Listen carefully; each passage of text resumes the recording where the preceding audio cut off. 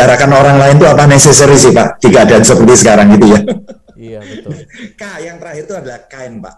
Jadi kalau saya bicara, berkomunikasi, tips saya adalah ikuti think itu tadi Pak. True, helpful, inspiring, ya necessary, dan K yang terakhir adalah kind. Nah itu kalau dalam komunikasi.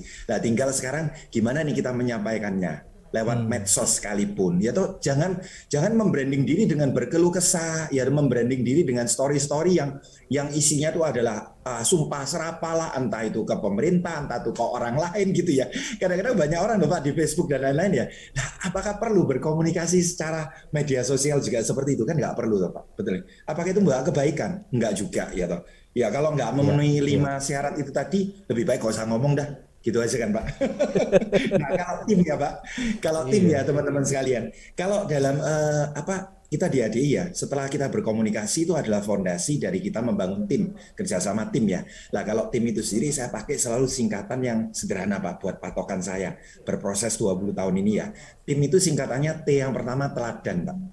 Jadi there is no teamwork kalau kita tuh nggak memberikan teladan dulu. Jadi contoh nih Pak, banyak dari kita seringkali bilang, ayo kita ikut training, ayo kita belajar. Tapi kita sendiri nggak pernah datang ikut training. Entah itu ikut P-Camp, 5 training dasar, entah itu seperti ikut pertemuan kayak gini ya Pak ya gitu ya. Kalau kayak gini kan mungkin rame ya, karena ini kan bintang tamunya kayak Lee Min Ho ya Pak ya. Tapi ini Lee Min Ho. Just kidding ya. Ini Lee Min Ho KW5 ya Pak ya gitu ya. Iya, iya. Jadi yang pertama teladan Pak. Ya. Kedua itu tadi ya saat kita tuh bekerja sama ya, kita tuh harus apa yang kita lakukan, apa yang kita kerjakan, semuanya itu tadi adalah menginspirasi baik partner kita, rekan kerja kita, dan M yang terakhir itu motivator. Jadi sudahkah kita yang kita lakukan nih bisa menggerakkan orang, memotivate mereka? Karena bisnis ini adalah bisnis motivasi loh Pak. Dan bahkan kalau orang tuh bilang katanya, apakah hanya MLM bisnis motivasi? Enggak juga. Saya melihat bagaimana pemilik toko konvensional dulu ya Pak ya, yang mana kalau ada orang bilang, wah nggak seneng nih kerja sama bos gua, kenapa? Karena dia tuh banyak ngomel, terus dia tuh banyak sering kali tuh kalau bicara tuh berapi-api keras segala macam. Malah saya bilang, bersyukurlah kamu kalau punya bos kayak gitu, makanya usahanya maju toh. Nah, itu kan cuma cara lama ya Pak ya gitu betul, ya. Betul. Memotivasi cara lama. Tapi kita di sini kan tahu bagaimana yang lebih smooth and beautiful ya dalam memotivasi ya. Tim itu tadi Pak yang saya pakai sebetulnya. Ya mau dari dulu sampai sekarang tetap sama. Tinggal medianya saja kita sekarang dipermudah lewat digitalisasi ini tadi. Gitu Pak Patrick. Komennya cuma satu Pak. Tadi Lee Min Ho-nya agak dicentang biru kayaknya Pak. Bapak Ibu sekalian, yang lupa tadi think itu apa? Jadi jangan lupa nih bahwa T-nya itu adalah true ya. Lalu hanya helpful. Lalu I-nya inspiring. Lalu N-nya necessary. Dan yang terakhir K-nya ada yang lupa pas ini.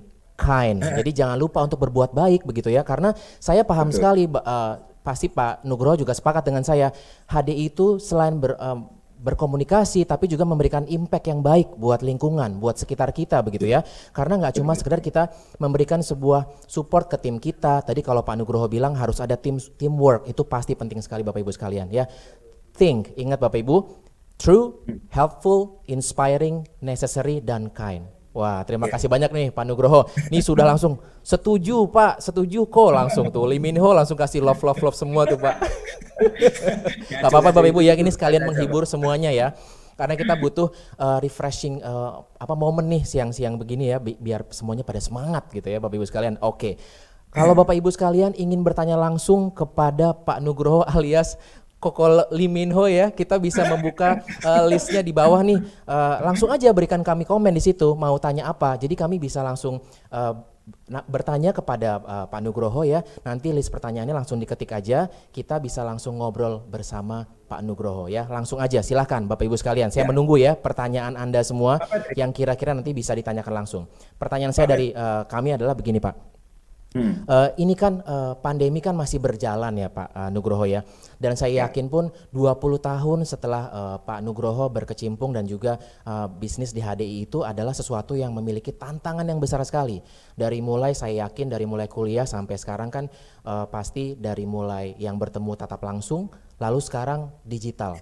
Nah ini yang menjadi tantangan juga buat teman-teman ataupun Bapak Ibu sekalian ya yang masih millennials kita butuh tahu Pak Nugroho, gimana sih Pak caranya dari dulu ya Bapak bertatap langsung dengan calon enterpriser yang lain dan sekarang digital. Coba Pak bisa kami dibantu dengan berbagi tipsnya yang kira-kira perbandingan dari dulu hingga sekarang. Silakan Pak Nugroho. Ya, thank you Pak Patrick. Jadi kalau tantangan ya teman-teman sekalian, saya percaya bahwa yang namanya dunia usaha ataupun kalau kita mau maju ya dalam hidup ini, kita tuh pasti akan berproses untuk menerima masalah atau tantangan yang lebih besar lagi di hidup kita ya. Karena kan sebenarnya sesuai dengan doa kita toh Pak Patrick. Kita doa ke Tuhan apapun agama kita kan kita selalu bilang, Tuhan tolong bantu, berikan saya kekuatan dalam hidup kita, betul ya? Nah, berikan kekuatan itu bukan berarti Tuhan menjawab kemudian saya besok jadi Hulk gitu ya Pak ya. Jadi Thor gitu ya. Tapi saya percaya ya makna menjadi kuat itu tadi adalah dengan kita diberikan beban yang lebih. Jadi ini cuman saya tarik mundur dulu ya Pak Patrick sebelum menjawab dulu. Supaya mindsetnya teman-teman dapat. Jadi misalkan kayak contoh gini Pak, saya pergi ke gym. Kalau saya kuat ngangkut beban itu 2 kilo, saya udah terbiasa. Saya boleh dikatakan punya kekuatan dengan angkatan 2 kilo, dumbbell itu tadi ya Pak. Nah kalau saya mau lebih kuat, maka saya harus ditambahkan bebannya menjadi 5 kilo kan Pak. Benar ya? Betul. Awalnya saya merasa berat kan, tapi kalau saya latih terus, akhirnya saya menjadi terbiasa. Kekuatan saya menjadi 5 kilo, kemudian untuk angkatan dumbbell itu. Lah gimana kalau saya mau lebih kuat lagi? Ya ditambahi beban lagi kan Pak. Lah sebenarnya sama.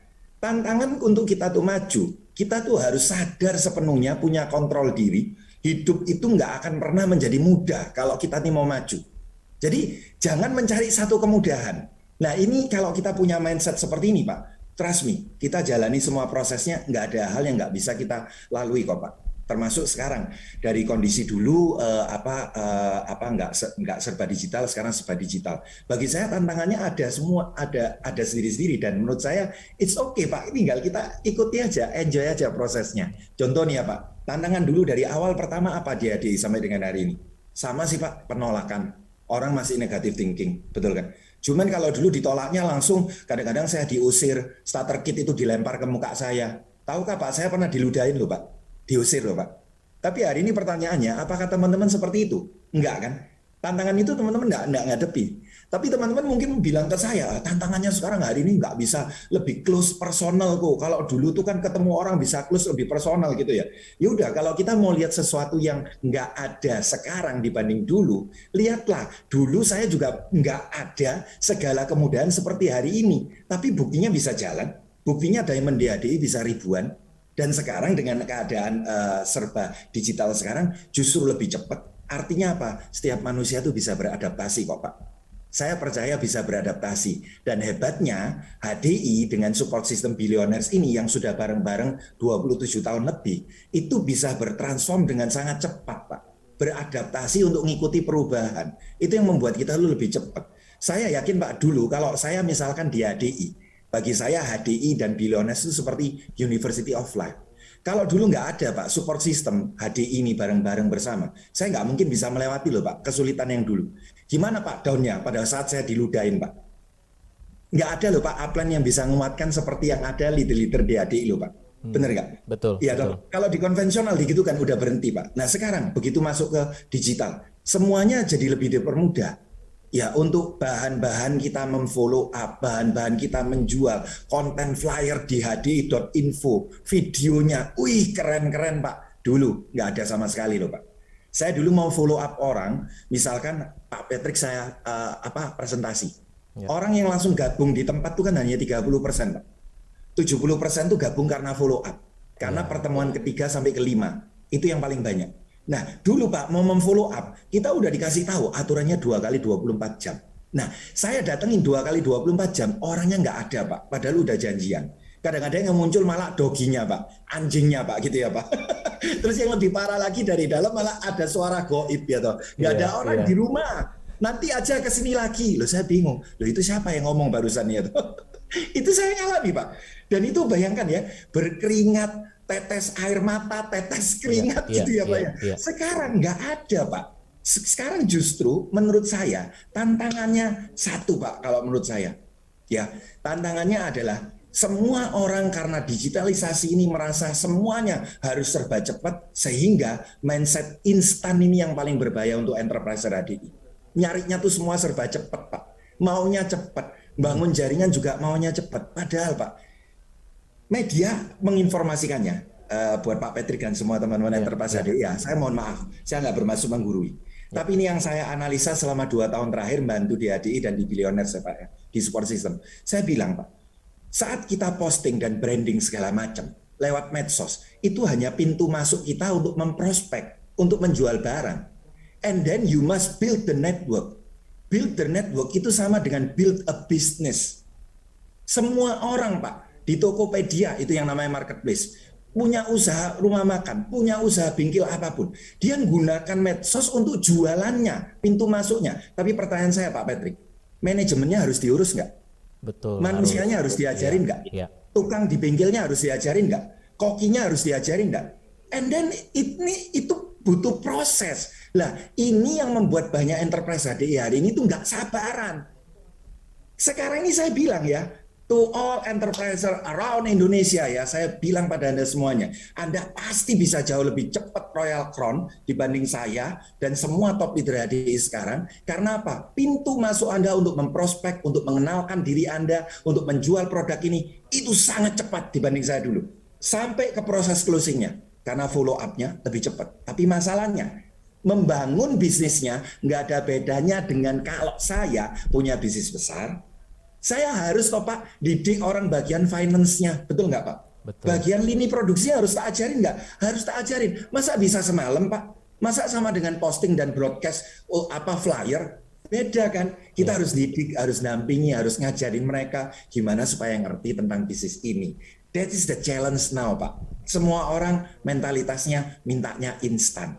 Padahal hari ini challenge dibanding dulu, penolakan sudah tidak seperti dulu Pak. Kenapa? Semua orang minded terhadap produk kesehatan hari ini. Apalagi after COVID ini, setelah COVID ini. Semua minded Pak. Dan tentang MLM, mungkin ada beberapa orang yang skeptis. But trust me, yang skeptis kebanyakan, mohon maaf sekali, itu golongan kolonial Pak. Golongan saya. Kelahiran 80 ke bawah. Di mana orang yang maunya tuh stability, ya toh mereka nggak mau ada perubahan, kerja 9 to 5 every day, ya toh every year until get retired, pensiun, dan nggak mau dia dapat pensiun. Begitu dapat hal baru, nggak salah, itu ide buruk. Itu orang-orang generasi lama Pak. But millennials yang nggak kena virus kolonial adalah orang-orang yang open minded Pak. Selama kita bisa menjelaskannya, mungkin ada penolakan di awal, tapi marilah seperti saya dulu Pak Patrick. Ya, pada waktu saya ditolak segala macam, tahu nggak Pak? Keyakinan saya cuma satu. Air mineral terbesar di Indonesia yang inisial depannya A. Dulu juga ditolak Pak. Betul ya? Dulu orang bilang ngapain di Indonesia jualan air kemasan seperti itu. Air bersih itu adalah air yang direbus. Bahkan ayah saya Pak, itu ngasih saya duit 500 gambar monyet itu Pak. Masih ingat ya Pak Patrick dan teman-teman ya? Iya, betul. Itu ayah saya pesennya gini, lu jangan beli air yang dimasukkan kemasan-kemasan ya. Itu pengawet lu kanker nanti gitu ya. Oh siapa gitu kan ya. Jadi hanya beli apa? Beli es batu, beli es teh yang langsung katanya direbus itu Pak. Itu dulu Pak. Tapi lihatlah sekarang. Jadi akhirnya saya rubah Pak mindset-nya. Di saat orang lain belum minded, berarti peluang kita semakin besar. Dan kalau semua orang sudah menerima semua, positif semua, menjalankan semua, berarti peluang saya semakin kecil. Itulah saya belajar satu Pak. Di HDI dan Billionaires ini University of Life. Saya diajarin seperti ini Pak. Tidak ada yang namanya hal buruk. Ada kejadian baik dan kejadian buruk. Tapi ingatlah, kejadian buruk yang disikapi dengan baik akan menjadi hal baik. Itu keren banget sekali. Terima kasih Pak Nugroho. Dari hati semua Pak ini. Oke, ini sepakat nih Bapak Ibu. Siap nggak mengubah mindsetnya sekarang? Coba saya butuh tahu nih semangatnya. Jika siap mengubah mindsetnya, kita pasti sepakat dengan Pak Nugroho bahwa tantangannya ada semua gitu ya. Tadi Bapak juga bilang bahwa nggak apa-apa, ikutin aja. Enjoy the process. Karena semuanya tuh pasti ada prosesnya. Karena butuh kerja keras begitu ya. Dan juga yang pasti butuh kesabaran ekstra nih. Begitu Pak Nugroho ya. Jadi Bapak Ibu sekalian, wah nih kita sudah menerima beberapa pertanyaan dari Pak, boleh enggak menambahkan Pak? Bapak Boleh Ibu sekalian. Silakan Pak. Menambahkan dikit Pak. Banyak orang hari ini tuh kepingin serba instan Pak. Ya. Itu akhirnya menjadi opportunity bagi orang yang hari ini akhirnya golongan orang-orang yang memanfaatkan mindset salah kaprahnya orang Indonesia Pak. Oke. Saya enggak bilang semuanya. Tapi banyak Pak sekarang kedok-kedok penipuan tentang investasi lah, apapun medianya, yang akhirnya banyak orang-orang HDI itu pada saat kepinginnya cepat, kepinginnya instan, akhirnya justru Pak, mereka nggak berproses untuk membangun dirinya untuk punya karakter seorang pengusaha. Lah itulah yang butuh proses kan Pak. Betul. Akhirnya apa Pak yang dicari? Ya peluang-peluang yang mereka pikir lebih mudah, lebih gampang, dan bisa punya duit banyak. Lah pertanyaannya, kalau memang itu semua ada, yang pertama, mana ada orang Indonesia yang miskin dan kiri kan Pak? Yang kedua Pak, pertanyaannya, kalau semua orang tuh bisa ikut bergabung di sana, berarti apakah ada peluang buat kita? Semua sudah kenal, semua udah tahu, peluangnya buat kita apa? Apakah itu akan menjadi peluangmu? Ya malah enggak sama sekali kan. Hati-hati dengan mindset instan itu tadi Pak. Nah, itu yang ingin saya garis bawahi. For millennials ya umumnya ya, saya selalu mendidik rekan kerja saya ya, jiwa entrepreneur milenial karena punya kebebasan, nggak mau diatur, itu akan memunculkan dari awal inisiatif untuk mereka menjadi seorang entrepreneur. Tapi saya takut nanti akan terjebak pada kondisi menjadi entrepreneur yang cuman haus akan pencitraan. Ini yang bahaya Pak. Oh pencitraan, gua entrepreneur, gua posting ini itu dapat like segala macam, wah gua yang penting pengusaha. Tapi you know, posting is not the only quality gitu loh ya. Jangan sampai terus posting and broadcast ya, tapi lu nggak punya kualitas forward gitu kalau seperti itu. Gitu kan Pak? Iya. Setuju. Kata yang bisa saya ambil ya untuk Bapak Ibu sekalian, kualitas jangan lupa Pak Nugroho ya, bahwa sebenarnya juga harus diperhatikan gitu Bapak Ibu. Jadi jangan hanya sekedar mindset aja begitu ya. Di sini sesi kita adalah Q&A. Jadi kita intimate langsung nih dengan Pak Nugroho. Bapak Ibu yang menanyakan sudah hadir di sini, coba saya panggil dulu nih, ada dari akunnya Sang Dekol. Koko, dalam 20 tahun menjalani HDI ada nggak sih titik jenuhnya dalam mempertahankan bisnis ini? Wah, ini saya udah tahu jawabannya. Silakan Pak Nugroho, ada jenuhnya nggak sama 20 tahun Pak? Silakan Pak. Iya Pak, titik jenuh tuh pasti ada Pak. Ya, namanya manusia ya, mana ada sih, dimanapun aja loh, semua orang ada titik jenuh gitu ya. Bahkan pemilik usaha besar lah, pemiliknya Google dan lain-lain pasti ada. Dan itulah kenapa kita tuh berproses untuk menjadi lebih cerdas secara emosional. That's why emotional intelligence, emotional quotient itu kan penting Bapak. Bahkan dikatakan 80% unsur sukses itu ditentukan oleh faktor emotional intelligence, bukan IQ. Nah, di dalam hal ini gimana caranya kita itu bisa menjadi nggak jenuh? Satu Pak, tips saya menjalani 20 tahun ini yang membuat saya nggak jenuh adalah saya meyakini yang pertama, dengan saya bergabung di HDI, saya tuh menjadikan HDI itu pilihan hidup saya Pak. Kemudian setelah pilihan hidup, saya menjadikan ini sebagai jalan hidup saya. Dan yang ketiga, setelah menjadi jalan hidup, ini menjadi panggilan hidup saya. Yang membuat saya tidak bisa jenuh adalah Pak, karena pilihan jalan dan panggilan hidup saya ini sendiri Pak, saya melihat begitu banyak orang yang terbantu dari produknya Pak. Mereka yang sudah frustasi, misalkan ya Pak, ini contoh banyak banget. Waktu saya awal expand ke Pangkalan Bun, saya ya mengalami yang namanya capek, jenuh dan lain-lain ya Pak. Harus pergi ke sana dengan biaya yang cukup besar, omset belum ada gitu ya Pak ya. Tapi apa yang membuat saya akhirnya di titik jenuh, capek jadi satu Pak. Jadi yang tadi teman-teman yang tanya ya, jenuh, capek, frustasi jadi satu loh, coba bayangkan ya. Tapi apa Pak yang menggerakkan saya? Pilihan jalan dan panggilan itu. Apa artinya saat saya melihat Pak di sana ada dua pasang suami istri Pak, yang saling mengenal, satunya kerja di bank swasta, satunya lagi temannya dia. Sama-sama udah menikah Pak. Yang satu 11 tahun, yang satu 7 tahun. Nggak punya anak, nggak punya keturunan. Setelah pakai produk HDI Pak, kedatangan saya kedua, saya diinfokan. Mereka hamil Pak. Puji Tuhan. Dan bagi saya, ini bukan bicara tentang uang lagi, tapi saya bicara why HDI, karena ini bagi saya adalah panggilan hidup saya Pak. Saya mau kerja di mana sekarang hari ini ya. Saya tuh cuman hanya tamatan SMA, kuliah nggak sampai lulus. Dulu juga nggak punya uang, bokek ya Pak ya. Terus kemudian saya tuh istilahnya ditempatkan oleh Tuhan gitu ya. Di bisnis HDI ini kemudian saya tuh bisa membantu nolong orang yang seperti itu loh Pak. Apalagi kalau dengar ceritanya loh Pak Patrick dan teman-teman. Sudah menikah habis sampai dengan ratusan juta nggak punya anak loh Pak. Coba bayangkan, kita bantu pakai produk HDI hanya satu set aja. Sekarang kan ada couple set ya, ada Bi Ultra lebih cepat lagi mungkin itu ya dibanding dulu ya. Nah itu saya bisa bantu mereka. Lain cerita lagi Pak. Saya melihat ya Pak, saat saya mulai dari kecil Pak, bantu downline itu kemudian bisa beli kompor gas zaman tahun 2002 dan beli tabung LPG. Saya datang, saya disambut, dimasakkan, dikasih makanan. Saya sampai nangis waktu ibunya meluk saya dan bilang, Pak, almarhum suami saya mau beliin saya kompor gas dan tabung LPG ini nggak bisa, Pak Nugroho, sampai beliaunya meninggal. Karena petani miskin gitu, Pak. Ibu ini akhirnya bisa beli karena join di HDI loh, Pak.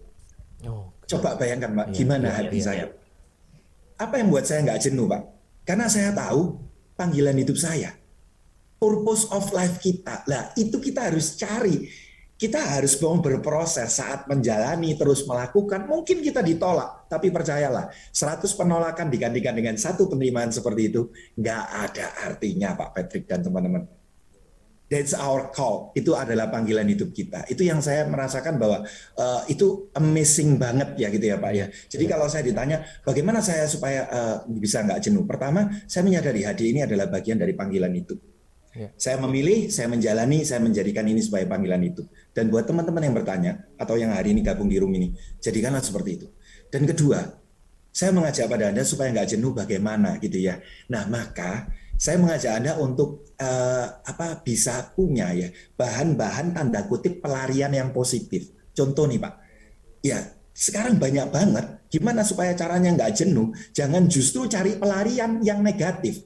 Karena kelirumologi masyarakat kalau jenuh itu menghalalkan seakan-akan ya toh, lu kalau jenuh sudah saatnya lu menarikan diri, letakkan HDI-mu, jauhilah HDI-mu, gitu ya Pak. Bagi saya ya toh, loh kenapa sih pelarian itu selalu negatif? Pelarian itu bisa positif loh Pak, bener nggak? Betul. Contoh salah satunya ya Pak ya, saya dengerin BEC, Billionaires Education Center, saya dengerin CD-CD dari para leader, dan satu hal Pak, saya baca buku. Dan kemudian saya mendengarkan musik-musik yang positif. Intinya cuma satu Pak. Ya, ini saya nggak bisa bicara terlalu panjang kali lebar kali tinggi, tapi mudah-mudahan teman-teman bisa siap. Ya. Ini ya, saya kasih tips. Hati, otak, dan tindakan itu satu kesatuan yang nggak terpisah. Oke? Kalau hati dan pikirannya negatif, tindakannya pasti negatif. Itu satu bagian Pak. Contoh, hati dan pikirannya udah gini. Mau lihat ini Instagram apa nih Pak judulnya tadi? Instagram apa tadi? Instagram takeover Pak. Oh, Instagram takeover, keren ya bahasanya Pak Patrick ya. Misal gini, apalagi yo bahasa Jawa, opo meneh Instagram takeover gini atau apa acara apa. Yang bawain, aduh Nugroho, monyet putih ini lagi yang bawain.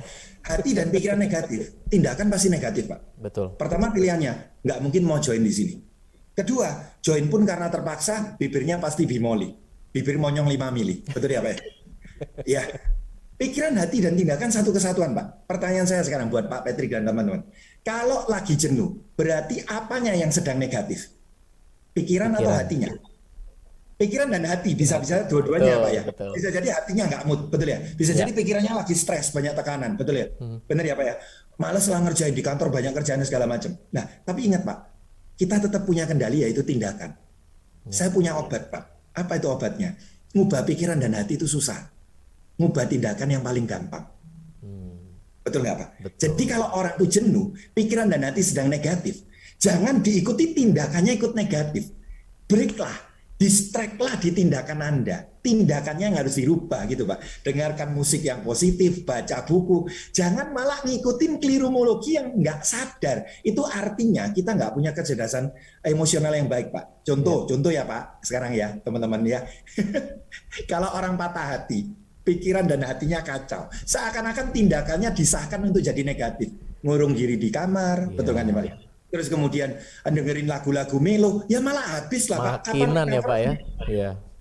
Nggak akan pernah pulih. Gimana hati dan pikirannya yang lagi jatuh tuh bisa menjadi pulih, jadi positif? Satu, rubah dulu tindakannya. Karena merubah tindakan paling gampang. Bener nggak? Makanya Pak, dulu saya juga pernah patah hati kan. Tapi setelah tahu ilmunya dari HDI Pak, ya toh, wah gimana caranya untuk cepat menjadikan kita tuh pulih secara hati, pikiran, supaya nggak jenuh. Mau di bisnis HDI, mau di kehidupan sekalipun.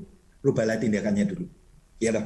Dulu waktu pacaran, wah dilarang terus makan ini, makan itu, nggak boleh ini ya. Setelah break ya, makanlah sesuka Anda yang Anda mau. Betul kan ya? Nggak boleh nonton, nggak boleh apa, nontonlah terus. Betul ya Pak? Jadikan tindakannya positif. pikiran dan hati ikut positif. Lah di HDI untuk menjadi positif saat kita jenuh banyak medianya, benar kan ya? Betul. Pertemuan Zoom ada Ya. terus setiap hari, betul ya Pak ya? Betul.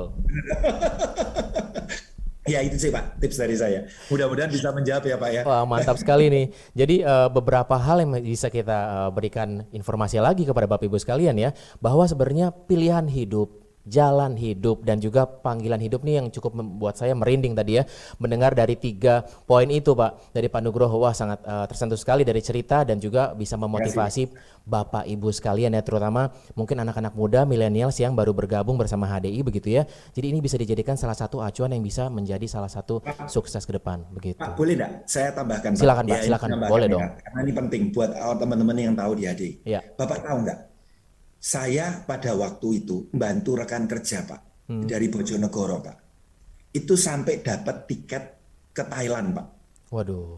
Trip dari HDI. Ya. Ibu rumah tangga yang betul-betul sangat rendah diri, bukan rendah diri, minder.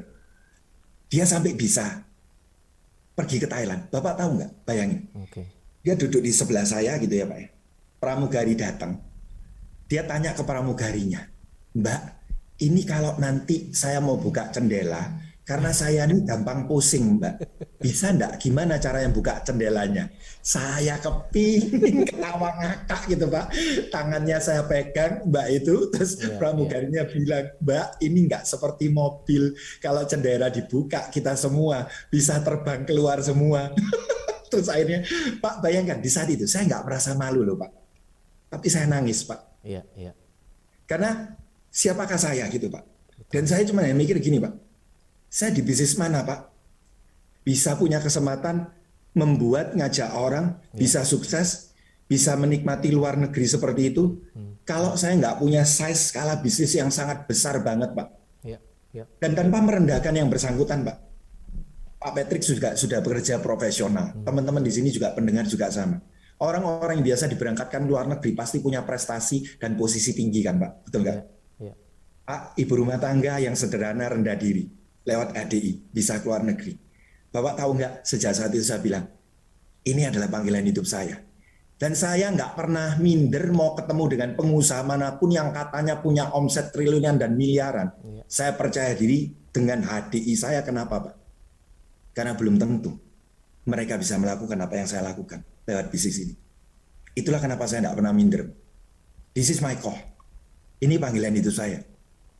Dan itu yang saya tanamkan spirit itu pada teman-teman ya Pak ya, bahwa proses kita untuk mencari ya mulai dari memilih dulu HDI, kemudian menjalaninya sungguh-sungguh, berproses di dalamnya dan menjadikan menjadi panggilan hidup ini, itu adalah proses yang penting yang membuat kita tuh punya fulfillment ya Pak ya, punya pemenuhan hati ya Pak ya, yang artinya nggak bisa dibeli dengan uang ya Pak.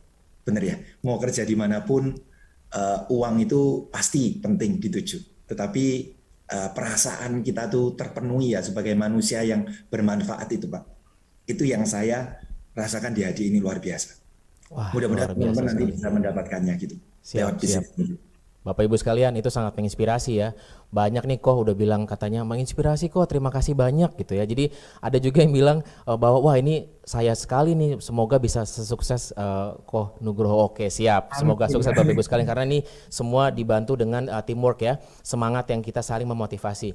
Wah ini sepertinya Pak Nugroho mesti agak sedikit minum sedikit biar lebih ini, silakan Pak. Saya ngajak Bapak Ibu sekalian, ada pertanyaan lagi nggak nih? Karena masih banyak yang sudah saya catat ya, sudah saya saring begitu ya. Kita bisa berbagi lagi nih kira-kira apa yang mau Bapak Ibu share di sini sehingga Pak Nugroho bisa memberikan jurus suksesnya. Kalau tadi beberapa cerita yang menginspirasi, saya percaya karena bersama HDI kita bisa membuat sebuah sesuai dengan slogan kita ya, make life more meaningful begitu ya. Jadi cerita yang Pak Nugroho share ke kita pun itu sudah memberikan impact sangat baik sekali karena make your life more meaningful begitu. Nah, ada pertanyaan selanjutnya nih Pak Nugroho. Coba mau nanya bagaimana sih tips dan trik pertumbuhan diri Pak Nugroho yang seluar biasa ini melalui bisnis HDI. Apakah ada titik balik yang membuat Pak Nugroho sampai menjadi sosok mentor terbaik seperti sekarang? Terima kasih Bu Fira Alamri. Wah, silakan Pak. Waduh, ini pujian banget ya Pak. Pujiannya terima kasih banyak ya. Mentor terbaik ini Pak. Monggo Pak, silakan Pak. Ya, tentunya jatuh bangun ya Pak, sampai kemudian menyadari ya setelah baca buku, ikut training yang ada di HDI dan juga melakukan ya, sampai akhirnya tuh menyadari di satu titik ini Pak. Gampangannya gini Pak, saya tuh lihat kalau ada orang sukses, memang ada mungkin bagian 3-5% yang karena hoki atau faktor luck, betul ya Pak ya. Tapi saya meyakini Pak, bahwa di dunia ini 95% lainnya mereka berhasil karena mereka punya kualitas kan Pak. Nah, saat saya mulai prospek siapapun sponsoring up lah semua, sponsoring down, sponsoring low segala macam, saya ketemu dengan banyak orang. Saya mengambil satu kesimpulan Pak. Orang sukses itu selalu punya karakter yang luar biasa Pak. Orang sukses itu selalu punya karakter sukses. Dan dari saat itu saya akhirnya mengambil kesimpulan bahwa kalau kita ini mau sukses, bekerjalah jangan cuma hanya sekedar mendapatkan uang, tapi bekerjalah untuk pertumbuhan dirimu. Tumbuhkan karaktermu. Dan saya merasa bahwa di bisnis ini itu adalah satu hubungan yang sangat linear. Kalau diri kita nggak bertumbuh, kita nggak mungkin mengalami yang namanya pertumbuhan bisnis. Nah, sejak saat itu saya betul-betul Pak memfokuskan pada satu titik ini juga Pak. Ini yang saya fokuskan. Saya mengabdikan diri saya untuk personal development, pertumbuhan diri saya. Karena saya mengatakan ke diri saya sendiri, saya nggak mungkin bisa ngajak orang lain untuk bertumbuh kalau saya sendiri nggak bertumbuh. Dan itu akhirnya semakin dikuatkan ya Pak, bahwa di hukum Katup ya, buku 21 hukum kepemimpinan punya John C. Maxwell, saya tuh seperti ditampar saat diomongin di sana adalah jangan sampai kamu menjadi katup sumbatan untuk orang-orang yang Tuhan percayakan untuk hari ini kamu pimpin lewat HDI-mu. Itu yang buka saya Pak. Artinya apa Pak? Kalau level saya masih di 6 Pak, secara pengetahuan, kemampuan tentang produk ini semuanya, maka saya akan menjadi sumbat mereka. Akhirnya mereka cuma hanya bisa achieve di level 5 kan Pak. Karena ini seperti sumbatan gitu teman-teman. Maka bagaimana kalau saya ingin membuat mereka mencapai titik 7, maka saya harus menaikkan diri saya ke 8. Karena sayalah katupnya. Nah, sejak saat itu saya betul-betul berfokus banget untuk pertumbuhan diri itu menjadi target utama dalam diri saya. Yaitu tiap malam saya harus baca buku. Dan thanks to Billionaires dan HDI yang menyediakan semuanya, bahkan mentor-mentor yang terbaik. Saya masih ingat ada seorang mentor saya yang bilang gini Pak Patrick, Nuk, kamu mau ngejar saya? Oh mau Pak. Oke, lu jangan lihat bonus. Bonus jaringan tuh efek samping. Ya. Uang tuh efek samping dari pertumbuhan dirimu. Saya kan lihat juga kan Pak, bener kan ya Pak ya. Ada CEO-nya satu bank swasta terbesar di Indonesia, saya pernah ketemu. Ya kenapa dia jadi CEO? Bukan karena hoki, karena memang karakternya luar biasa banget gitu Pak. Nah saya ketemu dengan, nah terus kemudian dia kan bilang gini, lu kalau mau ngejar saya Nuk, kamu harus tahu behind the scene-nya. Karena ingat Nuk, pondasi itu dibangun tuh lebih lama daripada bangunan yang tampak di atasnya. Yang lu lihat itu adalah bangunan yang tampak di atasnya. Tapi yang lu nggak pernah lihat adalah pondasi yang kita persiapkan. Yang upline-upline-mu dan mentor-mentormu ini sudah lalui. Saya tanya apa pondasinya? Salah satunya adalah pertumbuhan diri, baca buku. Lu mau ngejar aku? Iya. Dia ngomong, aku tiap bulan baca 4 buku loh Nuk. 4 buku? Dia bilang gini, kalau lu hanya baca 4 buku Nuk, lupakan, lu gak bakal ngejar aku. Loh kenapa? Saya ini kayak orang polos banget Pak dulu Pak. Wong orang biasa kok teman-teman nggak ngerti apa-apa ya namanya 4L ya, lolak-lolok lah Pak gitu ya, orang Jawa ngomong ya. Jadi waktu itu saya tuh gini ya, aduh saya baca 1 buku aja nggak selesai-selesai, bab 2 terus ya, dijadikan sarung bantal gitu ya. Nah saya akhirnya mikir gini, nah kalau saya mau ngejar dia baca 4 buku per bulan, berarti saya harus baca 6 buku nih minimal, bahkan harus 8 buku per bulan. Dan itu saya jadikan salah satu fokus saya Pak. Ya, siangnya di setiap waktu ada jam break kuliah saya jalanin HDI. Selesai saya ngajar renang, saya jalanin HDI. Saya punya prinsip jangan sampai ya toh kuliah saya, kerjaan lesi renang saya ganggu HDI saya. Karena bagi saya Pak, HDI ini bisnis utama, bukan bisnis sampingan. Karena saya kan cuma hanya punya kerjaan satu, ngelesi renang. Ya, yang dijalani seharinya mahasiswa. Kenapa saya harus ngomong HDI bisnis sampingan? Nah itu Pak tips dari saya. Jadi kalau orang yang ngomong ini bisnis sampingan, makanya akan disamping-sampingkan Pak. Nggak pernah ditaruh di tengah. Yang di tengahnya drakor, yang di tengahnya hoax, gosip-gosip artis lah segala macam. Yang nggak bawa perubahan pada hidupnya. Nah maka dari itu saya pada waktu itu ya bilang ke diri saya sendiri bahwa lu harus fokus di menumbuhkan dirimu. Malam hari saya bisa baca buku, saya bikin materi gitu Pak. Saya paksa diri saya Pak. Saya bukan orang pinter, karena itu saya belajar tadi ya Pak ya. Kejadian buruk disikapi dengan baik akan menjadi hal yang baik gitu kan ya Pak. Nggak ada hal yang buruk. Jadi saya bukan orang pinter, karena itu saya ingat almarhum ayah saya bilang, Nuk, orang pinter kalah sama orang yang tekun. Jadi kalaupun lu nggak pinter, tapi lu tekun, lu bisa kalahin mereka. Jadi itulah Pak, kenapa saya baca buku sampai jam 3 pagi loh Pak. Luar biasa Bapak Ibu sekalian. Wah, sampai hari ini. Sampai hari ini ya Pak. Dari mulai 20 tahun di awal ya Pak ya berarti ya? Baca buku Pak, seperti ini. The Great Leadership ini. Masih baca. Wah, itu bisa jadi referensi Bapak Ibu tuh Pak Nugroho ya. Buku The Great of Leadership tadi tuh. Wah, bisa dikasih sedikit colongan-colongan judulnya bukunya. Jadi bisa kita mendapatkan informasi yang juga bisa jadi referensi baca buku begitu. Iya Pak. Bekerja untuk pertumbuhan diri Bapak Ibu sekalian. Personal development ya tadi Pak Nugroho bilang begitu ya. Dan juga yang pasti jangan lupa untuk bekerja keras pun kita melihatnya fondasi ya, fondasi dulu yang dilihat gitu ya. Jadi dari situ kita bisa menentukan kira-kira wah nih saya mau maju nih, bisa jadi sukses ke depannya begitu. Terima kasih Pak Nugroho. Setuju Pak.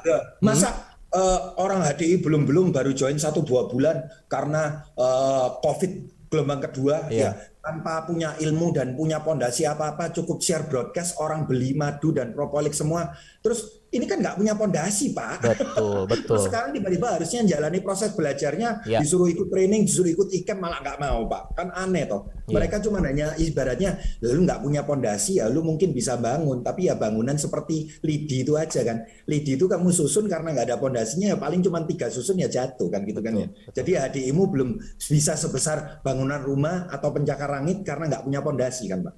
Fondasinya ya pertumbuhan diri dan pembelajarannya kan. Gitu setuju, kan? Karena kan balik lagi adalah ini semua soal proses Pak Nugroho ya. Jadi tidak ada yang instan begitu. Jadi kalau misalnya nggak sabar, wah ini perlu digali lagi nih semangatnya, perlu dimotivate lagi begitu ya.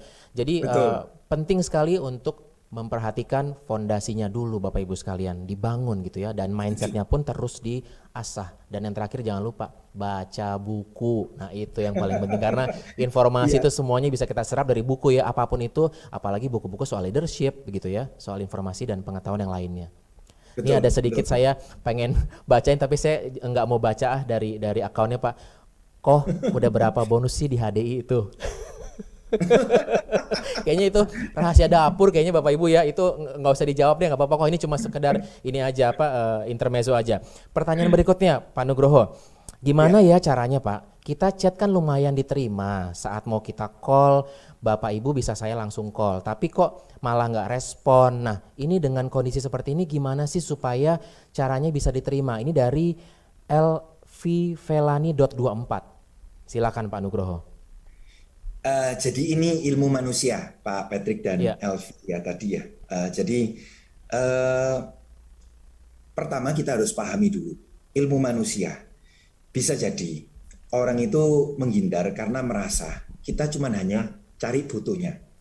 Sama lah Pak, kalau kita misalkan tuh ketemu dengan orang yang selalu punya niatan mau ngambil untung dari kita, mau ngambil sesuatu dari kita, kita pasti enggan untuk menemui dan merespon kan Pak.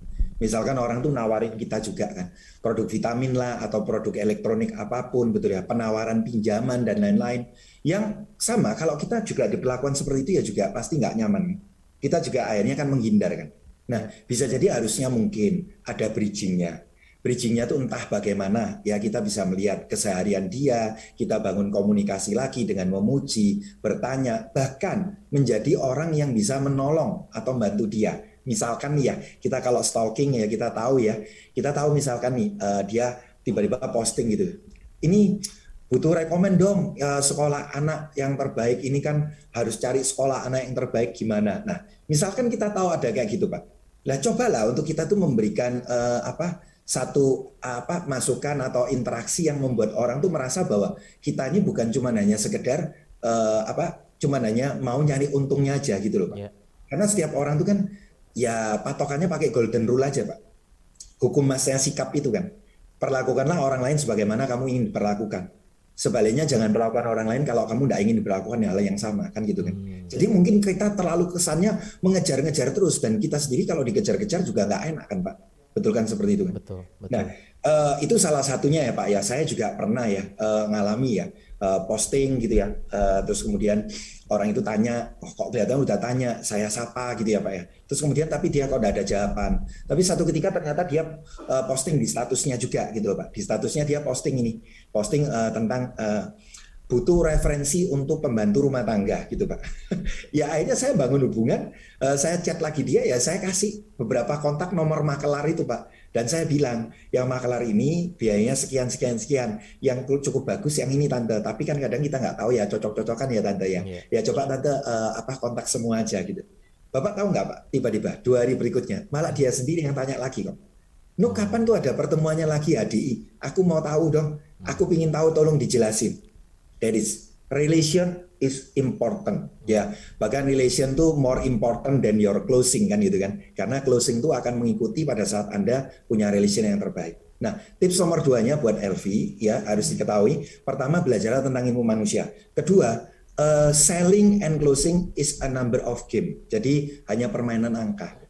Apakah saya nggak pernah ngalami seperti itu? Ya sering. Apakah sudah bangun hubungan tetap orangnya nolak? Nah, banyak gitu kan. Ya sudah, tapi intinya probabilitasnya itu pasti ada, yaitu probabilitasnya 20% itu pasti akan ada orang yang closing. Nah, artinya apa? Kalau kita baru closing baru menawarkan ke 5 orang, ya bisa jadi ya 20%-nya belum bisa jadi 0 orang atau 1 orang. Tapi kalau kamu nawarkan pada 50 100 orang, 20%-nya tuh angkanya akan gede kan gitu loh, Pak. Jadi artinya ya tetap jangan sampai hanya berkutat kepada orang itu lagi. Jebakan di orang MLM seperti itu Pak.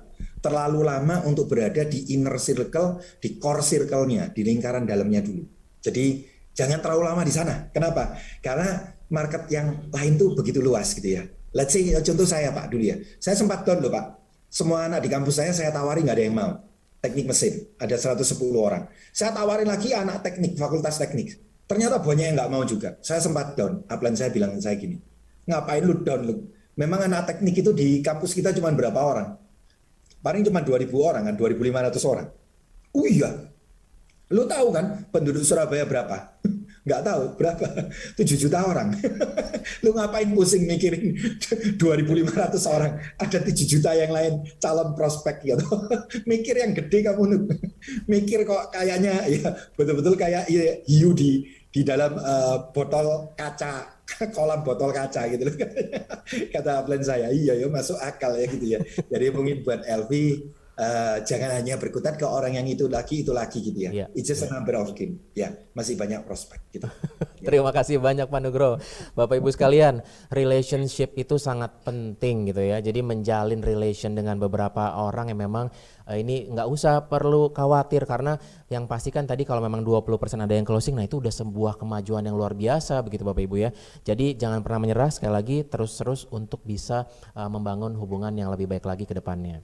Nah ini coba kita sambil cross check lagi ke bawah nih, ada dari Cecil Says .23, Pak Nugroho, saat kita nawarin ke keluarga dekat kok lebih susah sih Pak. Ini pertanyaannya sangat menantang nih Pak Nugroho, gimana sih Pak tipsnya gitu. Padahal keluarga kan bisa dibilang orang yang lebih dekat dengan kita begitu ya Pak ya. Betul ya. Jadi menarik Pak, kalau mau ngomong keluarga memang itu dihukum penjualan ya Pak ya, di selling rules ya. Itu memang ada yang namanya kan hot market yang paling panas gitu ya, yang istilahnya tuh menurut kita tuh paling menggebu-gebu kita kejar. Ada warm market, ada cold market. Memang sebenarnya Pak, penolakan tuh paling banyak tuh justru ada di hot market sama di warm market gitu Pak. Okay. Kenapa itu terjadi? Karena ya bisa jadi ya Pak. Contohnya saya aja, saya nggak mau ngomong teman yang bertanya, tapi kalau ada yang ngalami boleh. Paling enak kan saya dulu Pak. Nah, saya ini orangnya nakal, bengal, pakai anting-anting dari SMP kelas 2 gitu ya Pak ya. SD 2 kali masuk kantor polisi karena tawuran gitu kan. SMP 5 kali, SMA tambah berkembang lagi gitu ya. Sampai kuliah juga intinya hidupnya berantakan. Jadi artinya apa Pak? Saat saya menawarkan, mereka tahu histori kita. Lu siapa sih? Kalau kita nggak punya profil, Pak, jujur aja, kebanyakan mereka menganggap sebelah mata. Iya, Karena siapa Nugroho? Betul kan, Pak? betul. Dan akhirnya penolakan tuh banyak di sana. Beda lagi dengan kalau yang cold market, orang yang nggak terlalu kenal dengan kita, bahkan kita nggak kenal sama mereka, kita baru membentuk circle baru dalam hidup kita, yang mereka tahu adalah hari ininya kita. Be profesional. Dan kemudian bawa diri kamu dengan betul-betul punya integritas bahwa kamu betul-betul ingin mengajak mereka untuk bisnis di ADI yang akan buat mereka bisa mendapat banyak manfaat ya, atau banyak benefit, dan mereka nggak akan pernah lihat histori kita, Pak. Yang mereka mau lihat adalah the day you met with her. Jadi kamu ketemu pertama dengan dia dan kemudian bagaimana kamu seterusnya kamu memaintain hubungan itu.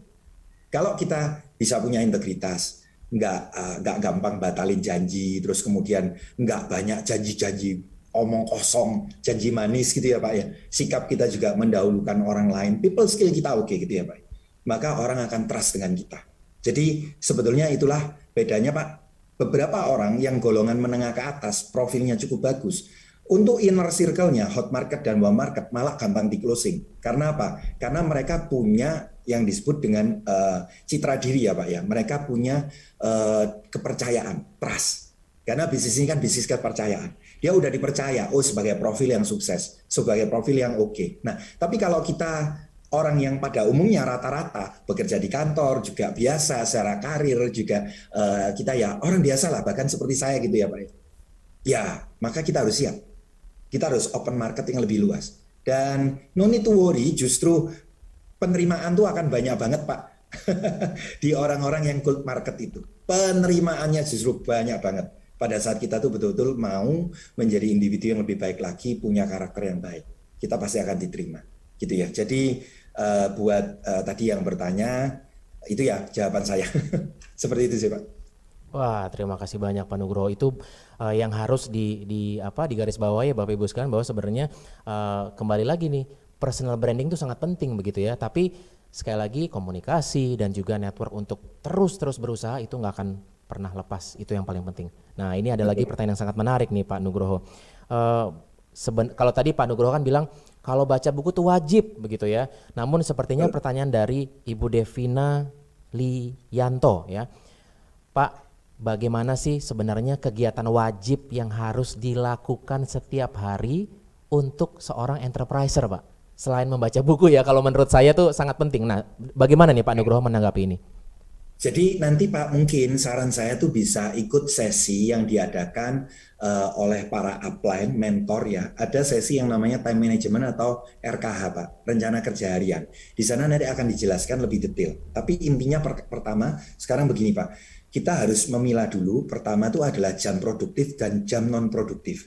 Nah, jam non produktif itu ini adalah pemilahan yang sederhana, bukan berarti jam non produktif itu tidak kita pakai buat ADI. Tetapi jam non produktif itu adalah jam, misalkan jam 8 pagi ke bawah, saat kita siap-siap kerja, mau work from office atau work from home. Itu kan ada yang namanya delaying time ya Pak ya. Nah, itu jam non produktif awal yang kita bisa pakai buat baca buku, dengarkan CD gitu ya, karena orang belum produktif, belum aktif gitu ya.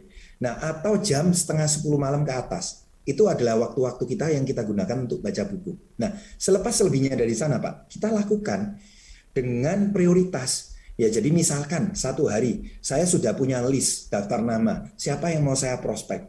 Saya minimal sekarang hari ini enak banget Pak, saya bisa langsung punya target satu hari dengan keadaan online ini 10-20 nama Pak. Sehari. Dulu saya saat offline Pak, sehari bisa ketemu 6 orang. Itu sudah ciamik dum-dum ya Pak. sudah luar biasa. Apalagi saat saya dulu expand ke Jakarta Pak. Satu hari bisa ketemu 3 prospek aja Pak. Itu sudah keren banget. Dulu ya Pak. Tapi sekarang hari ini saya itu bisa prospek chat mereka. Itu sampai dengan 10 orang sampai 20 orang. Chat, begitu saya chat, saya tanyakan kabarnya, saya tanya gimana kerjaannya, saya tanya kemudian gimana pandangan kamu nanti kira-kira tahun depan kalau COVID masih tetap jalan, gimana kira-kira pekerjaanmu. Pertanyaan itu selalu saya ajukan Pak, karena banyak orang itu tanpa disadari seneng kalau diajak bernegatif ria, tapi kita jangan ikut-ikutan bernegatif ya. Pasti kan saat orang ditanya, Pak Patrick coba saya tanyain. Pak Patrick gimana dari kerjaan Pak Patrick setahun ke depan? Kalau belum di ADI loh Pak. Pasti jawabannya rata-rata gini ya. Pusing, Nuk, gak kepikir aku. Nuk. Mau kayak apa nih kantorku gitu ya Pak. Umumnya, Pak, ya. Betul, ya, ya. Kalau udah kayak gitu Pak, saya cuma bilang gini. Oh ya, Pak Patrick, kamu punya enggak teman yang bisa tak ajak untuk kerjasama? Pasti otomatis Pak Patrick jadi mikir gini, kenapa harus temanku ya? Pasti akan tanya, emang lu lagi kerja apa sih, Nuk? Gua lagi bangun beberapa bisnis sekarang. Dan salah satunya lagi fokus di kesehatan. Kalau kamu tertarik, kamu nanti malam ada kosong nggak? Atau mungkin sekarang kamu bisa kita Zoom yuk bareng yuk atau video call. Jadi Pak, satu hari saya bisa 10-20 nama. Gitu Pak. Dan kemudian saya punya list follow up. Nah kalau sudah punya downline Pak, list follow up ini nggak akan ada habisnya Pak. List follow up saya tuh sehari bisa sampai ada 50 nama Pak. Yang harus saya chat, saya telepon, saya ajak ngobrol gitu ya Pak. Itu bisa sampai 50 nama tiap hari. Karena online itu sangat efektif banget gitu Pak kalau dari saya. Wah, ya. Luar biasa. Terima kasih banyak Pak Nugroho. Terima kasih nih pertanyaan dari tadi saya cek dulu Ibu Leli ya. Ibu Devi. Terima kasih banyak. Nah, ini ada lagi Pak Nugroho dari Ibu Ana Eli. Penting nih Pak. Tips membina jaringan dong kok, karena jaringan yang ada awal-awalnya aja nih semangat begitu ya Pak ya. Tapi semakin kesini kok sepertinya semakin menurun begitu semangatnya. Bagaimana nih untuk meningkatkan dan juga bagaimana untuk membina jaringan yang memang sebenarnya sudah terbentuk begitu Pak Nugroho? Pak, ini ngomong-ngomong waktu masih jalan ya kita ya? Tenang Pak, kita masih terus jalan Pak, kita masih ada waktu. Sedikit lagi. Gitu, oke. Ya. Singkatnya gini ya Pak. Mungkin saya juga pernah juga ngalamin ya, dan sering sampai terus hari ini ya bersyukurnya tuh ada sekali lagi pelatihan lewat HDI dan Billionaires tuh komplit banget ya Pak. Jadi akhirnya gini Pak, kenapa semangat orang tuh bisa naik turun? Wajar Pak, semua orang loh Pak punya barang baru, semangat di awal-awal, kerja baru, semangat di awal-awal. Itu namanya yang katanya cinta mula-mula ya Pak ya, bener ya. Nah itulah kenapa cinta mula-mula tuh harus digantikan dengan komitmen gitu loh Pak. Karena kalau kita bicara itu percintaan, gitu, katanya nggak bisa cuma pandangan pertama ya. Tapi katanya true love is commitment gitu kan ya. Without commitment, katanya lupakan gitu loh Pak. Karena pasti akan ada yang namanya pasang surut dalam hubungan. Itu di rumah tangga loh ya toh. Itu juga sama keluarga loh ya, sama pasang surut hubungan ya toh. Nah sama dengan kita dengan HDI Pak. Sebagai pasangan kita untuk kita kerjakan. Ini kan HDI ini kan kayak mempelai kita toh Pak. Nah, pasang surut itu pasti ada, tapi yang paling penting satu kan, dengan rekan kerja kita, mereka kenapa sekarang up, besok down, terus kemudian awal pertama cinta mula-mula up, kemudian down. Simple Pak, karena kita belum ngajak mereka untuk melihat gambaran besarnya. Karena kita belum bisa menunjukkan pada mereka why HDI for a long term Pak. Karena banyak orang tuh seringkali cuma hanya melihat mau bisnis apapun, usaha apapun, seringkali itu yang dilihat cuma hanya cinta mula-mula enaknya di depan. Iya. Nah, tugas kita adalah memastikan mereka tahu menjalankan bisnis ini nih apa sih? Apa yang bisa kita dapatkan untuk long term-nya? This is long term business Pak. Buktinya saya sudah 20 tahun. Dan bukan hanya saya aja. Masih banyak orang kan. Nah, bisa jadi kita yang tidak memberikan pandangan ke mereka apa yang bisa mereka dapatkan untuk di bisnis tadi ini untuk jangka panjangnya. Nah, kalau kita sendiri sebagai upline juga nggak punya motivasi itu, kita sendiri juga sebagai upline, ini hanya oportunis lah, mumpung COVID lah, gua jalan aja lah, pokoknya jual-jual madu lah, ada yang jual, ada promo propolik tak jalanin, nggak ada promo nggak ada jalanin, ya teladan kan Pak, downline-nya juga pasti seperti itu. Tapi kalau seorang upline itu bisa bercerita nih Pak, misalkan lah seperti Pak Patrick ya, saya anggap Pak Patrick ini sebagai objek gitu ya Pak. Saya bisa ngomong ke Pak Patrick seperti ini, Pak Patrick kira-kira kalau nanti bekerja, Pak Patrick pasti masuk pada kondisi retire kan, pensiun kan, betul ya Pak? Betul. Benar ya? Betul loh Pak? Betul. It's soon or later, kita pasti pensiun loh. Betul. Pak Patrick, saya tuh nemuin loh Pak. Banyak orang yang masuk di kelas MPP, masa persiapan pensiun saat prospek.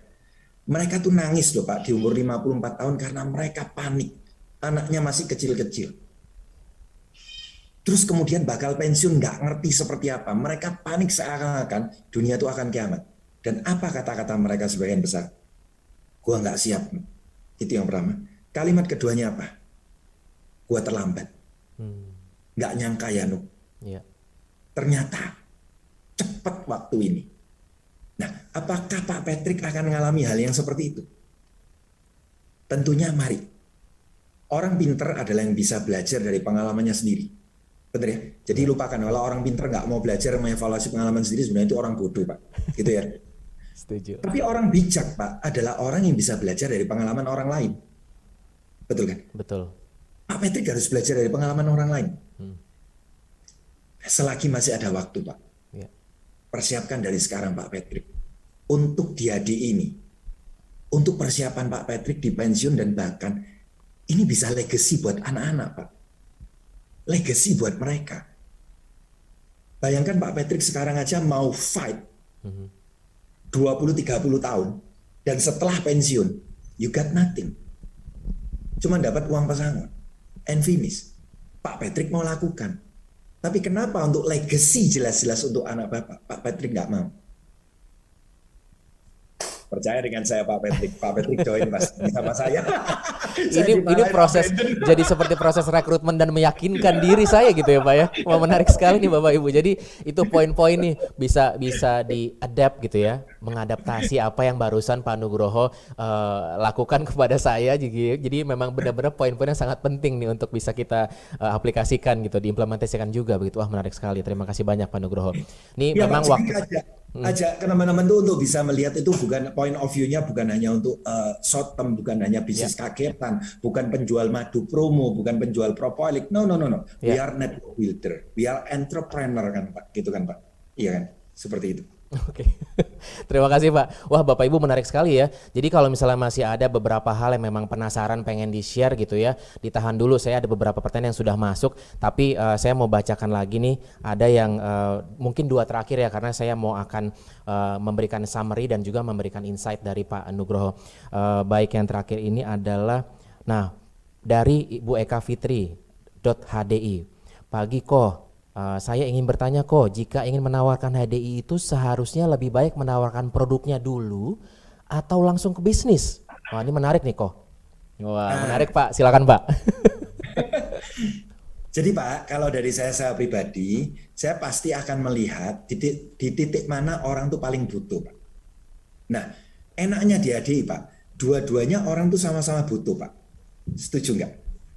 Pertama, siapa di zaman COVID sekarang nggak butuh yang namanya produk kesehatan? Dari sana aja kita sudah bisa masuk. Tinggal dilihat, kalau misalkan ya, yang urgensinya, calon prospek kita itu misalkan ada keluhan tentang kesehatan, tentang COVID, bahkan kena COVID, ya otomatis kita ngikutin Pak. Pakailah prinsip, masuk lewat pintu mereka, keluar lewat pintu kita. Itu prinsip yang selalu diajarkan kan. Lewat pintu mereka apa? Entry point yang paling gampang diterima. Oh, lewat kesehatan. Ya udah masuk dulu lewat produknya. Setelah masuk lewat produknya, kemudian kita bisa kemudian mengopen mind mereka, membridging supaya mereka juga bisa tertarik pada produknya. Supaya lebih tertarik pada bisnisnya. Bridgingnya, contoh bridgingnya. Setelah orang itu kita jelasin kan.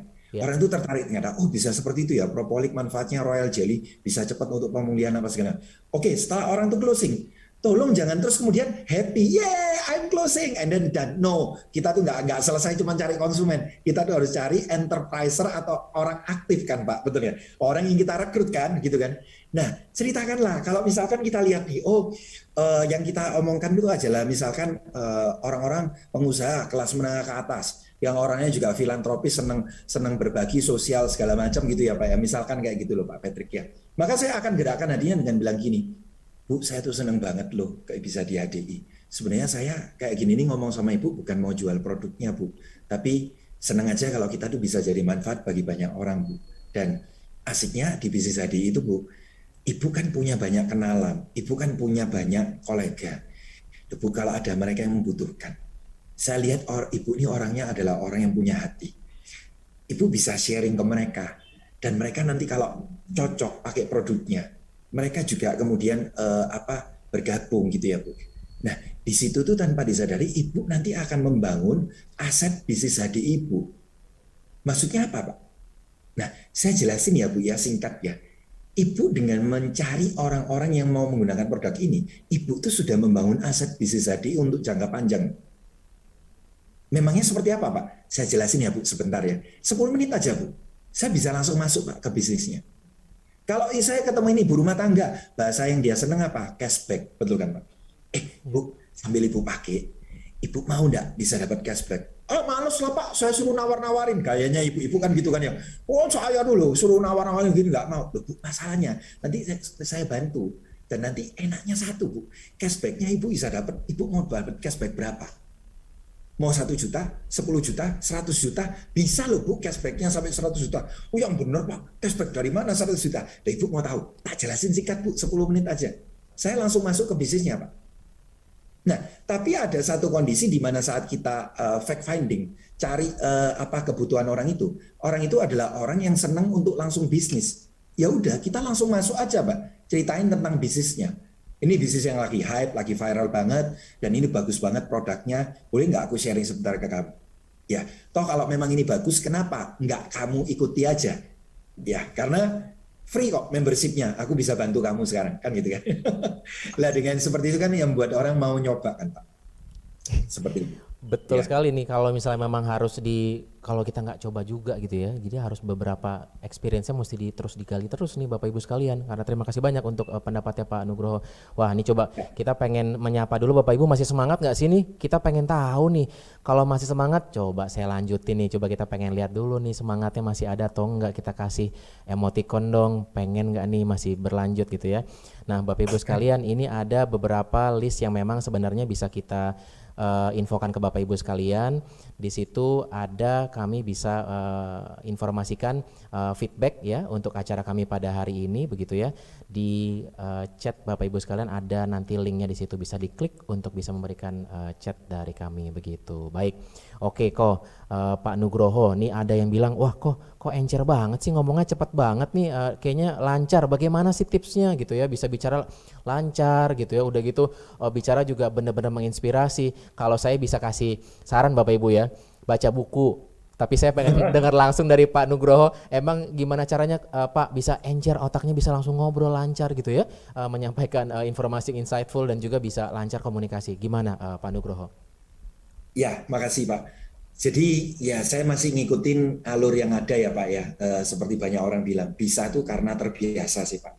Jadi bisnis HD ini masalah life skill, bukan sesuatu yang butuh talent ya Pak ya. Kayak contoh nyetir mobil nggak butuh talent ya Pak ya, betul ya. Nyetir motor juga sama.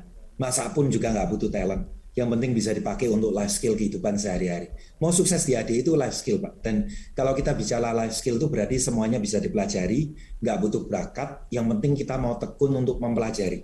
Dan satu tips dari saya Pak sebetulnya, bisa itu karena terbiasa kan. Nah di HD itu sebetulnya ilmunya tuh semua Bapak Ibu itu tinggal nyontek, ya.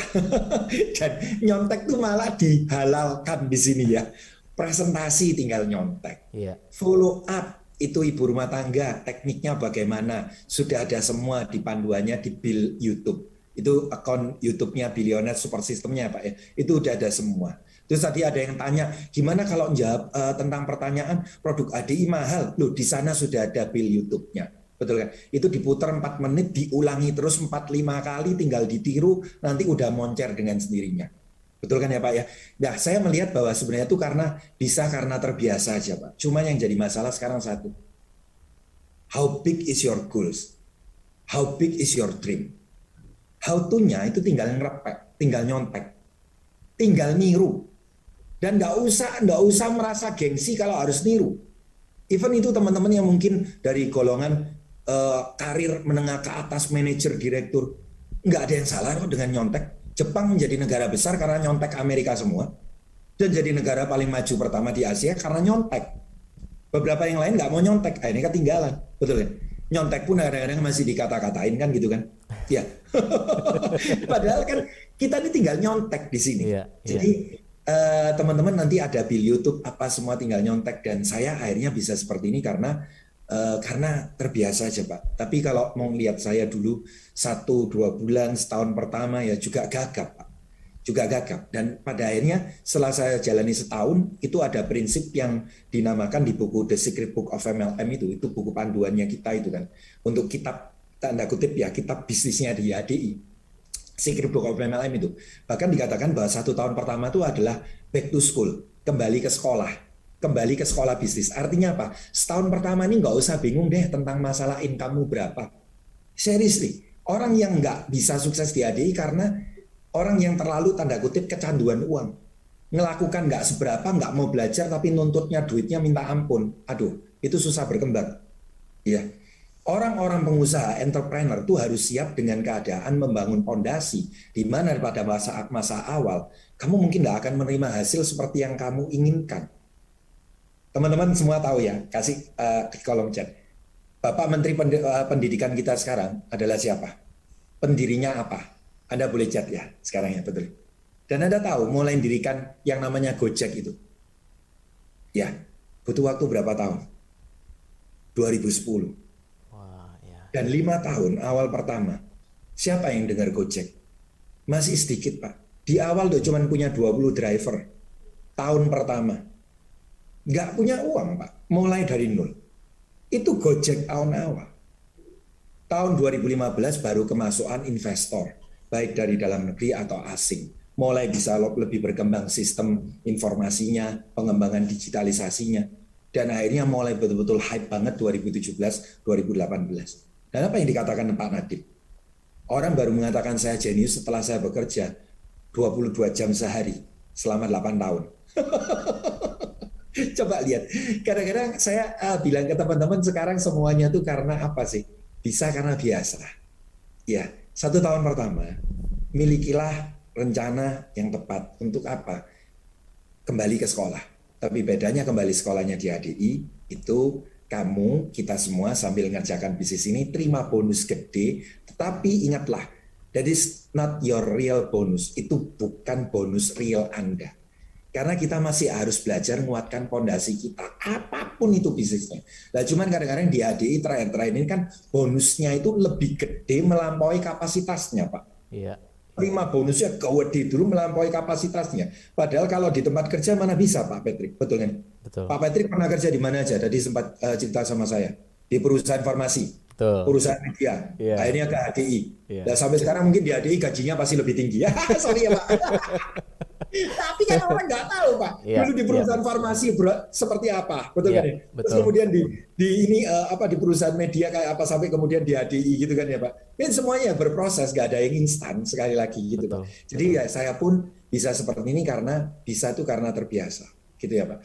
Ya kalau saya jabarkan nanti presentasi awal pertama saya Pak, aduh itu dolen-dolen saya udah yang tahu atau dengar Pak pertama kali keringetan semua, ngomong salah semua segala macam, itu hal yang wajar lah di saat awal pertama kita pelajari yang namanya life skill. Jalan pun pertama salah, anak kecil pun mau belajar ngomong pun manggil papa mama ayah ibu ya salah. Dari life skill. Belajar naik motor pun pertama kali ya nabrak kucing, betul kan ya? Nabrak kucing tetangga, nabrak tong sampah, betul ya? Dilakukan terus akhirnya bisa. Saya pun seperti itu Pak dulu, bener ya? Mau ngomong tuh dulu masih ditata kan Pak? Ditata semuanya gitu ya. Betul, punya catatan betul. Gitu ya. Terus orang bilang ya, sekarang berarti Pak Nugroho sudah ada pakai catatan. Salah lu ya, saya punya catatan. Nah ini Pak. Nyontek. Betul. Ya, gitu Pak ya. Nah sambil ya saya juga ngomong ke teman-teman bahwa sekali lagi baca buku itu ya juga penting ya Pak. Itu yang akhirnya menumbuhkan mindset kita Pak. Itu kalau dari saya. Jadi bisa karena terbiasa. Bukan masalah kamu jenius, kamu pinter atau enggak, tapi semua itu karena membiasakan diri. Karena ada satu prinsip Pak. Kalau kamu ingin mencapai mastery skill, kamu butuh 10.000 jam untuk melatihnya. Apapun itu.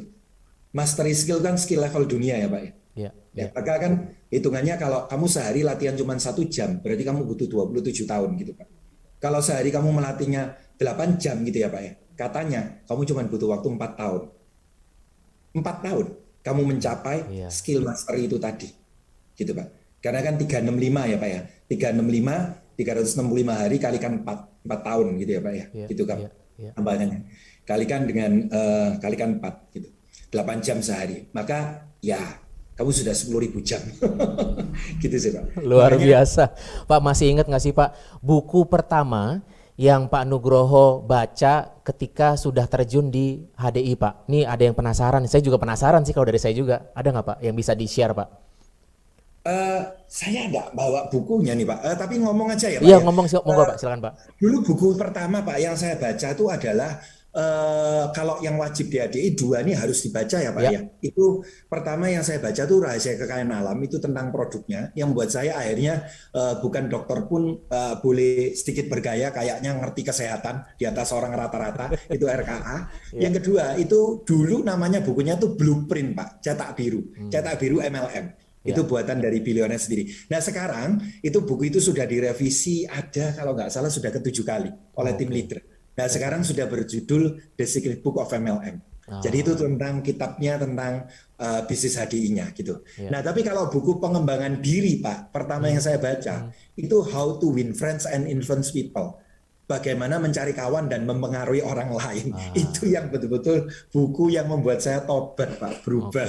Oke. How to Jadi win friends ya, itu salah satu yang mungkin nanti bisa dicari tuh kata kuncinya begitu ya Pak ya. Ini kalau dari buku yang ada di sekeliling Pak Nugroho yang bisa di-share apa nih Pak? Salah satu mungkin Pak, kita pengen tahu nih. Mungkin Bapak Ibu kan juga penasaran kira-kira ini bisa jadi referensi Bapak Ibu supaya bisa di-share buku ini bisa menjadi salah satu panduan ataupun panutan dari Bapak Ibu sekalian. Tadi ya Pak, yang sesuai dengan sekarang yang relate banget dengan yang kita omongkan ya Pak. Pertama, supaya kita tahu point of view why HDI, itu bacalah buku Cash Flow Quadrant Pak, punyanya Robert T. Kiyosaki. Oke, Robert Itu T. buku yang penting banget Pak untuk membuat kita tuh bisa tahu yang namanya arti kekayaan dan wealth yang sebenarnya Pak. Ya, Itu buku itu bagus banget ya. setuju. Karena yang membuka saya dan akhirnya membuat saya punya semacam pemikiran bahwa saya saya nggak mau selamanya dalam hidup itu hanya bekerja itu untuk memperkaya dan membangun aset orang lain. Oke. Kapan saya berpikir untuk mulai memperkaya dan membangun aset saya sendiri? Itu yang membuka pikiran saya. Oke. Kenapa saya harus punya pendapatan dari sisi kuadran B, business owner? Karena itulah yang akan membuat kita nanti punya time and financial freedom. Tapi buku itu mengajarkan banyak banget ya bahwa ada kuadran kerja itu, ada kuadran orang bekerja atau berkarir itu katanya ya Pak ya. Itu ada 4, ada kuadran E employee, S itu self employee, B itu business owner ya, I itu investor, dan di sana betul-betul dikasih tahu bahwa berpindah kuadran itu nggak sama seperti berpindah kerja. Awesome, Berpindah kerja aja itu butuh pertimbangan dan berat, apalagi berpindah kuadran. Berpindah kuadran kita tuh butuh untuk pindah mentalitas, butuh untuk belajar yang namanya mindset baru. That's why we need mentor. Itulah kenapa kita tuh butuh mentor, Pak. Kalau enggak, di sekeliling kita adalah orang-orang profesi S, maka ya kita akan berteman dengan orang-orang yang mindsetnya S. Yang apa-apa kalau bisa dikerjain sendiri. Yang paling hebat aku. Yang semuanya punya kendali dia sendiri. Makanya sampai mati dia nggak akan pernah bisa punya kebebasan. Nah kalau saya ngumpul dengan orang S, mindset saya S semua. Kalau saya ngumpul dengan orang E, kuadran E semua employee, maka saya akan 8 to 5 every day. Mindset saya akan seperti itu terus gitu loh Pak. Nah maka kalau saya mau jadi orang kuadran B, saya harus pindah dan ganti lingkungan. Dan itu berat Pak. Saya ninggalkan teman-teman saya. Itu saya tuh dikatain sombong, dikatain sok-sokan dan lain-lain gitu ya Pak. Tetapi saya tahu, seperti prinsip yang sering kita dengar ya Pak ya. Burung dengan bulu yang sama, itu terbang bersama. Betul kan ya Pak? Jadi kalau itu adalah burung pipit, ya ngumpulnya sama burung pipit. Burung merpati ya sama burung merpati. Ya nggak mungkin burung merpati nyaman terbang sama burung gereja gitu loh Pak. Jadi kalau saya mau berpindah kuadran ke kuadran B, business owner, big business owner, maka saya harus ngumpul dengan mereka. Itulah kenapa saya harus rajin dulu Pak. Mau hujan, mau panas, Pak, saya tetap datang ke kantor HDI, kenapa? Saya tahu poinnya. Kalau saya mau jadi orang punya mindset kuadran B, saya harus ngumpul sama orang-orang HDI ini semua, leader-leader ini yang mindsetnya B semua gitu loh Pak. Kuadran B semua. Karena saya kalau ngumpul sama teman saya yang diomongin ya seperti itu. Ya mengeluh terus, ya loh gimana gaji naik-naik. Ya mengeluh terus gitu ya Pak ya. Isinya kuadran E semua. Nanti ya sudah meramalkan nanti kalau pensiun gimana, enggak punya tabungan ini tuh. Wow, pusing lah, stres saya harus ganti lingkungan. Nah, terus kemudian buku berikutnya yang saya ini dia nih Bapak Ibu nih ya, dari John C. Maxwell ya Pak ya. 25 Ways to Win with People. Wow, ini keren banget. Bisa di-capture nih. Ini keren banget Pak, keren banget. Ya, buku tentang people skill, people knowledge yang bagi saya ini betul-betul applicable banget Pak. Applicable banget, benar. Nih Pak Nugroho membaca ini kayaknya berkali-kali Pak. Jadi tadi ada yang komen, wah lancar banget nih ngomongnya Pak Nugroho sampai kita pengen tahu kan. Nah itu tadi salah satu bukunya tuh yang bisa How to Win over the people ya Mas, How to Win the people gitu ya. Ya, How to Win Friends and Influence People itu punya Dale Carnegie, tapi sekarang saya juga pakai patokan ini Pak, 25 Ways to Win with People ini yang keren banget ini. Ya keren banget. Tadi ada juga buku yang saya sempat dengar adalah bukunya Robert ya Pak, Kiyosaki ya Pak ya begitu ya. Betul. Nanti mungkin Bapak Ibu bisa sambil cek cross check. Ini ada lagi apa nih Pak kalau ini Pak? Kalau ini yang The Secret Book of MLM. Oh oke. Iya. Ini yang bagus banget nih Pak. Udah baca buku ini pasti mindset networkingnya udah dapat Pak pasti. Kalau belum baca ini mindsetnya masih jadi tabib madu, masih jadi influencer dadaan yang jual madu gitu loh Pak, takutnya gitu ya. Bukan menjadi entrepreneur HDI gitu Pak. Waduh, luar biasa. Oke Pak, siap. Terima kasih banyak Pak Nugroho. Nih sepertinya kita waktu sudah mendekati closing sebenarnya Pak, tapi karena kita udah terlanjur ngobrolnya udah enak gitu ya Bapak Ibu sekalian, terima kasih banyak sudah bergabung bersama kita. Jangan lupa di bio kita, di bio Instagram kita Bapak Ibu bisa memberikan feedback mengenai acara kita pada hari ini, langsung aja diklik, ada link di situ, bisa memberikan masukan, berikan feedback kepada kami mengenai acara kita pada hari ini. Nah, saya mau memberikan penutup, meminta lebih tepatnya ya, strategi ataupun bisa dibilang closing insight dari Pak Nugroho Tantrawirawan yang memang sebenarnya Bapak Ibu tuh butuh sekali nih. Monggo Pak Nugroho berikan sebuah penutup dan juga mungkin encouragement statement dari Bapak ya kepada Bapak Ibu entrepreneur yang ada di rumah ataupun dimanapun Anda berada. Silakan Pak Nugroho. Ya, jadi ini saya ngambil aja Pak ya. Terbukti bahwa saya itu adalah orang yang mencontek, dan setelah saya baca aja Pak. Saya coba refleksikan ke diri saya dan saya berusaha mengambil itu hikmah, apakah ini bisa inspiring and motivate others gitu ya. Jadi di buku ini tuh Pak, di bab satunya ada dikatakan bahwa seperti perumpamaan uang ini Pak. Ya, kan kalau uang 100.000 ini loh Pak, teman-teman. Ya, kalau ditanya siapa yang mau uang ini, angkat tangan ya. Nanti yang ngomong yang mau 100.000 angkat tangan nih. Kita juga mau ya. Oh, Pak Patrick nggak boleh ya. Siapa yang mau uang ini? Ya. Semua pasti angkat tangan ya. Mau pasti gitu ya. Nah sekarang kan gini. Semua pasti mau kan si merah ini. Makanya orang Indonesia bilangnya mata duitan itu bukan mata hijau, mata merah benernya. Kalau Amerika bener mata hijau ya, Indonesia mata merah ya. Nah sekarang gini Pak Patrick, ini buat Pak Patrick dan teman-teman. Kalau uang ini saya remas Pak sampai seperti ini, kira-kira Pak Patrick masih mau nggak uang ini? Waduh, kalau masih mau Pak tinggal disetrika begitu Bapak Ibu ya, atau gimana nih? Yang lain sepakat nggak? Atau masih ada yang mau? Oh masih mau, masih mau Pak tuh. Oke Pak, sekarang gini ya, mungkin nggak kelihatan ya di sini ya, tapi di sini saya ambil buku tebel ini, ya buku Robert nih, Cash Flow Quadrant yang tadi nih, ini diambilkan anak saya. Saya pukul-pukul nih Pak uangnya, saya pukul-pukul, saya remah-remah, saya injak nih Pak. Waduh, wah masih mau nggak nih? Ya, ini sudah saya injak-injak nih Pak. Nah sekarang siapa yang masih mau teman-teman? Nah itu saya mikir lagi sih kalau itu Pak. Tahu Bapak Ibu bagaimana nih? Masih mau nggak nih? Masih mau nggak? Mau. Masih mau nominalnya tapi nggak berkurang Pak begitu. Sekarang saya mau tanya jawabannya. Kenapa Anda masih mau? Tuh ada yang bisa jawab nggak nih Bapak Ibu? Masih ada yang mau kenapa? Kenapa pertanyaan? Simpel aja jawabannya. Tetap mau karena nilainya kok, atau tetap mau karena nilainya nih Pak? Masih mau dong Pak gitu tuh, banyak yang jawab begitu Pak. Thank you. Jawabannya benar. Karena meskipun diremas, meskipun saya injak-injak, meskipun saya pukul-pukul, nilainya tetap 100.000. Ya. Value-nya nggak berkurang. Saya meyakini satu hal, Pak. Manusia di hadapan Tuhan, itu semua sama. Nilai yang tertinggi dalam hidup ini bukan uang kita, Pak. Tapi diri kita, Pak. Diri kita ini adalah aset yang luar biasa dari Tuhan. Dan jangan izinkan,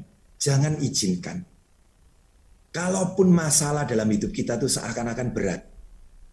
Kita terpukul bisnis kita karena keadaan COVID, karir kita juga sama, ada yang di PHK. Itu seperti uang yang diremas-remas ini kan. Ingatlah bahwa value kita di hadapan Tuhan tidak pernah berubah. You are still the same person dengan value yang terbaik di hadapan Tuhan.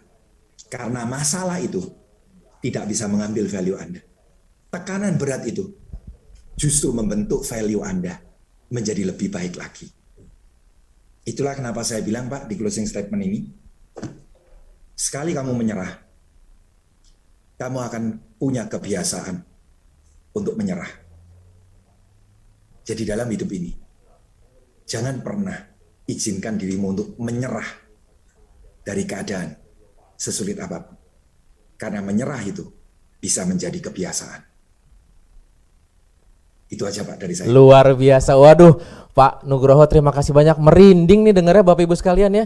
Jangan lupa untuk terus memotivasi diri, jangan menyerah, begitu ya Bapak Ibu sekalian ya. Ini insightful moment yang memang menurut saya sangat bagus sekali Bapak Ibu untuk bisa kita implementasikan dalam hidup. Pak Nugroho Tantrawirawan Star Crown HDI, terima kasih banyak Pak atas waktu dan juga ilmu serta informasi yang dibagi kepada kami, terutama Bapak Ibu yang sudah berpartisipasi dalam Instagram take over kita. Ini udah di take over nih sama Pak Nugroho. Jadi jangan kapok-kapok ya Pak Nugroho untuk kita invite. Jadi mungkin kita akan ketemu lagi di lain kesempatan. Bapak Ibu sekalian, saya ucapkan terima kasih banyak. Jangan lupa untuk klik link yang ada di bio kami. Kami akan menemui Anda di beberapa kesempatan berikutnya. Terima kasih Pak Nugroho Tantrawirawan. Selamat pagi semua Bapak Ibu. Pagi. Selamat pagi teman-teman semua. Thank you.